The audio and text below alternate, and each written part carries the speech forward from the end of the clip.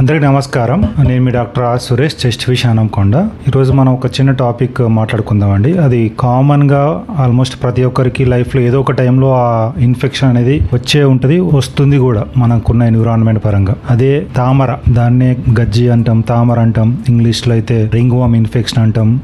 మెడికల్గా మేము దాన్ని tinea infection అంటాం. దాన్నే ఫంగల్ ఇన్ఫెక్షన్, స్కిన్ యొక్క ఫంగల్ ఇన్ఫెక్షన్ అంటాం. సో సింపుల్ మన లోకల్ భాషలో గజ్జి తామర అంటాం. రింగ్ వామ్, చాలా మంది రింగ్ వామ్ అంటారు. సో చర్మం ఒకటే కాదు, ఇక్కడ చర్మంతో పాటు కొందరికి నెయిల్స్ ఎఫెక్ట్ అవుతుంది, కొందరికి హెయిర్ ఎఫెక్ట్ అవుతుంది. సో దీన్ని కామన్ గా మెడికల్ గా మేము టీనియా ఇన్ఫెక్షన్ అంటాం. సో ఇక్కడ అందరూ దీన్ని రింగ్ వామ్ అంటారు. అయితే ఇక్కడ రింగ్ వామ్ పేరులో వామ్ అనేది ఉన్నది కాబట్టి ఇదేదో వామ్స్ అంటే పురుగులతో వచ్చే ఇన్ఫెక్షన్ అని అనుకుంటారు. కానే కాదు, ఇది పురుగులతో వచ్చే ఇన్ఫెక్షన్ కాదు. ఇది చర్మం యొక్క ఫంగల్ ఇన్ఫెక్షన్. అంటే దాని పేరు రింగ్ వామ్ అని పెట్టినా అది మిస్నామర్. సో అది చూడడానికి రింగ్ ఆకారంలో ఉంటుంది ఇన్ఫెక్షన్, బట్ వామ్స్ పురుగులతో వచ్చే ఇన్ఫెక్షన్ కాదు, ఫంగస్ వల్ల వచ్చే ఇన్ఫెక్షన్ నే రింగ్ వామ్ అంటాం. ఇది ఎలా వస్తుంది అంటే, మనకు ఆల్రెడీ ఈ రింగ్ వామ్ ఇన్ఫెక్షన్ ఎవరికైనా ఉంటే ఒకరి నుంచి ఒకరికి తాకడం వల్ల, కాంటాక్ట్ వల్ల వస్తుంది. లేదంటే ఒకరి వస్తువులు ఒకరు వాడడం వల్ల, అది ఇంట్లో ఉన్న టవల్స్, బెడ్ షీట్స్, డ్రెస్సులు వాడడం వల్ల వస్తుంది. అంటే ఒకరి కోమ్స్ ఒకరు వాడడం వల్ల వస్తుంది.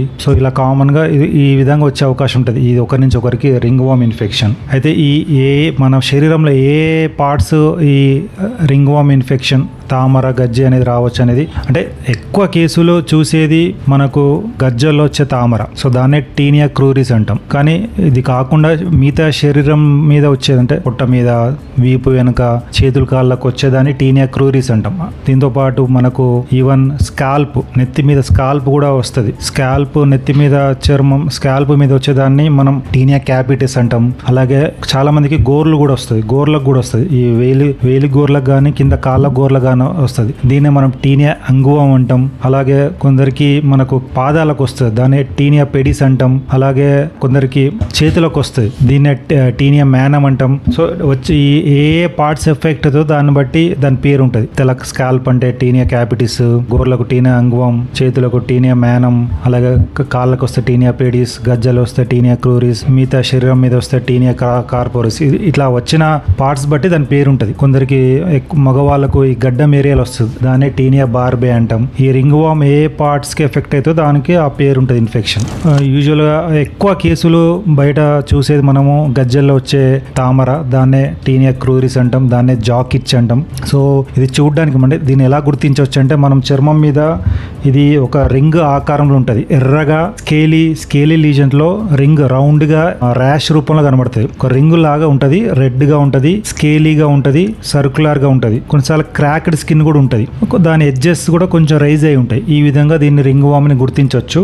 డెఫినెట్ గా ఈ దురద అనేది కంపల్సరీ ఉంటది. ఎవరికైతే తల భాగం ఎఫెక్ట్ అవుతుందో, స్కాల్ప్ ఎఫెక్ట్ అయ్యో వాళ్ళకు హెయిర్ లాస్ అయ్యే అవకాశాలు ఉంటది. అయితే చాలా మందికి ఈవెన్ గోర్లు, చేతుకున్న గోర్లు కానీ కాళ్ళకున్న గోర్లు కూడా ఎఫెక్ట్ అవుతాయి, నెయిల్స్ ఎఫెక్ట్ అయ్యింది. ఆ నెయిల్స్ చాలా వీక్ అవుతాయి, బ్రిటిల్ అయిపోతాయి. సో ఈవెన్ ఆ నెయిల్ కూడా ఊసిపోయే అవకాశం ఉంటుంది చాలా వాళ్ళకి, ఈ ఫంగస్ ఎఫెక్ట్ అయితే కనుక. సో దీని ట్రీట్మెంట్ అనేది చాలా సింపుల్ అండి, కాకపోతే పూర్తి కోర్స్ వాడితేనే తగ్గుతుంది. అది స్కిన్ స్పెషలిస్ట్, డెర్మటాలజిస్ట్ వాళ్ళు మీకు చక్కటి ట్రీట్మెంట్, ఎన్నో లేటెస్ట్ మందులు వచ్చినాయి. సో మనకు ఎక్కువ శాతం ఆయింట్మెంట్స్ తో చాలా వరకు తగ్గుతుంది. మనకు అంటే కొంచెం మైల్డ్ టు మోడరేట్ ప్రాబ్లం ఉంటేనేమో ఆయింట్మెంట్స్ తో తగ్గుతుంది. ఆయింట్మెంట్స్ మనకు మందులు క్లోట్రెమజోల్ అనే యాంటీఫంగల్ టోపికల్ ఆయింట్మెంట్ అందుబాటులో ఉంది, మికనజోల్, టర్బినాఫిన్ ఆయింట్మెంట్, లులికోనజోల్. అయితే ఈ మైల్డ్ టు మోడరేట్ కేసులో ఈ టీనియా ఇన్ఫెక్షన్ కానీ ఈ రింగ్ వామ్ ఇన్ఫెక్షన్ ఉంటే గనక, అది మైల్డ్ టు మోడరేట్ ప్రాబ్లం ఉంటే గనక ఒక 2 to 4 weeks ఈ ఆయింట్మెంట్ వాడితే గనక చాలా 99% తగ్గిపోతుంది.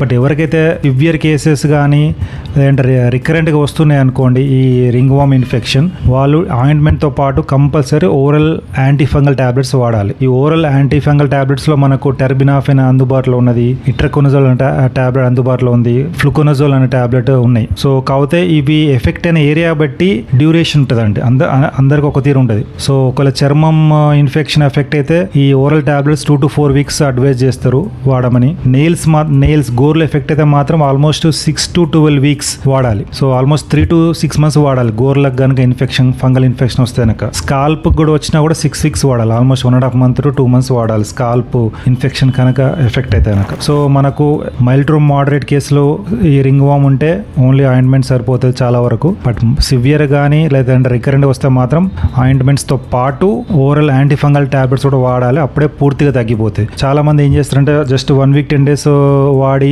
జస్ట్ చాలా వరకు ఉపశమనం పొందంగానే వాళ్ళు ఆయింట్మెంట్ ఆపేస్తారు, టాబ్లెట్స్ కూడా ఆపేస్తారు. సో అలాంటి వాళ్ళకి మళ్ళీ రికరెంట్ గా వస్తుంది. ఎందుకంటే పూర్తిగా ఆ స్కిన్ లో ఫంగస్ మొత్తం పోవడానికి మనకు ఆయింట్మెంట్ అయితే 4 weeks, టాబ్లెట్స్ అయితే డిపెండింగ్ ఆన్ ద ఏరియా బట్టి వాడాలి డ్యూరేషన్. ఎగ్జాంపుల్ నెయిల్స్ కి అయితే 3 to 6 months అట్లా.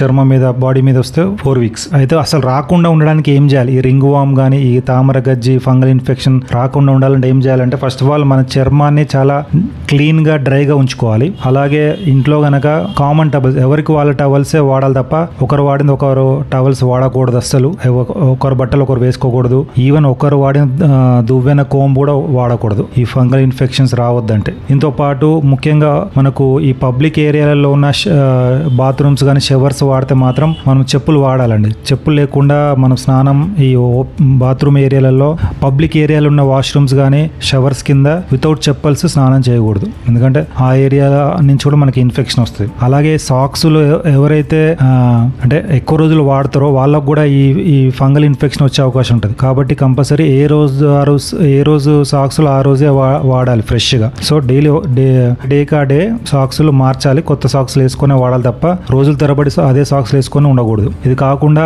కొంచెం టైట్ షూస్ కాకుండా ఫ్రీగా గాలి ఆడే షూస్ వాడాలి. టైట్ షూస్ వేసుకోకూడదు.